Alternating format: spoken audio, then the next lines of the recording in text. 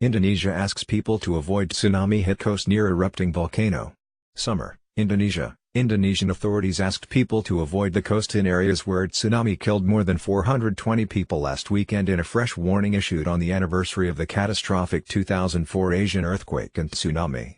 The big waves that followed the eruption of Anak Krakatoa, or Child of Krakatoa Island volcano, hit communities along the Sunda Strait on Saturday night. The eruption is believed to have set off a landslide on the volcano, displacing the water that slammed into Java and Sumatra Islands.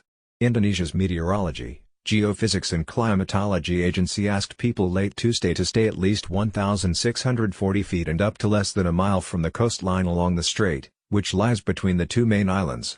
Government workers were monitoring Anak Krakatoa's eruptions and high waves and heavy rain were possible Wednesday, said agency head Dwi Karnawati.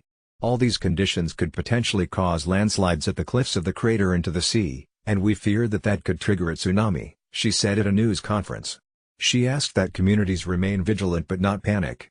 The tsunami struck without warning, taking people by surprise even in a country familiar with seismic disaster. No big earthquake shook the ground beforehand, and it hit at night on a holiday weekend while people were enjoying concerts and other beach and resort activities. And heavy equipment was urgently needed to help get aid flowing and reach people who may be injured or trapped, said Sutopo Purwo Nugroho, spokesman for Indonesia's disaster mitigation agency. And at least 128 missing, he said. It was a sharp contrast to the disaster that struck 14 years ago off the western coast of Indonesia's Sumatra Island.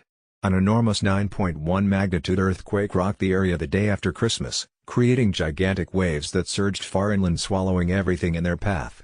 The wall of water killed some 230,000 people in a dozen countries, most of them in Indonesia.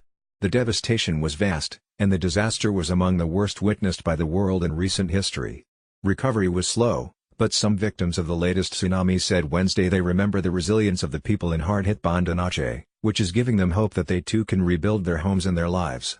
Beaches were largely empty in the hard-hit area of Kurita, and police patrolled the area on motorbikes warning people to stay away from the coast. Some people defied the order, returning to what was left of their homes to begin cleaning up as heavy rain fell and waves pounded the shore. Meanwhile, residents of Summer Village, which has been slow to receive aid due to roads being cut off, remain stunned by how quickly the tsunami hit. The beach, located just a few miles from the tourist island of Umang near Java's western tip, is popular for snorkeling and other water activities. The tsunami decimated the area, ripping houses from their foundations and bulldozing concrete buildings. Scientists have said the tsunami's waves were recorded in several places at about 3.3 feet high, but residents of Summer insisted they towered more than 10 feet there, possibly as high as 16.4 feet. They said a soaring white wall of water roared toward them at high speeds, ripping trees out of the ground by their roots.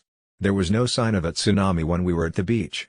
The sea didn't recede, said Tati Hayati, a housewife, who was enjoying a pleasant evening with 10 other people when the disaster hit. It was calm and bright with the full moon.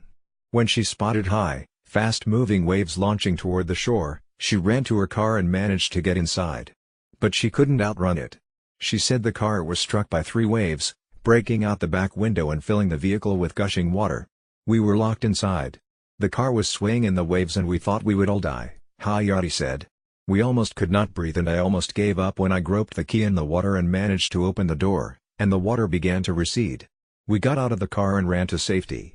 Anak Krakatoa formed in the early 20th century near the site of the cataclysmic 1883 eruption of Krakatoa, which killed more than 30,000 people and hurled so much ash that it turned day to night in the area and reduced global temperatures. Anak Krakatoa has been erupting since June and did so again 24 minutes before the tsunami, according to the Geophysics Agency.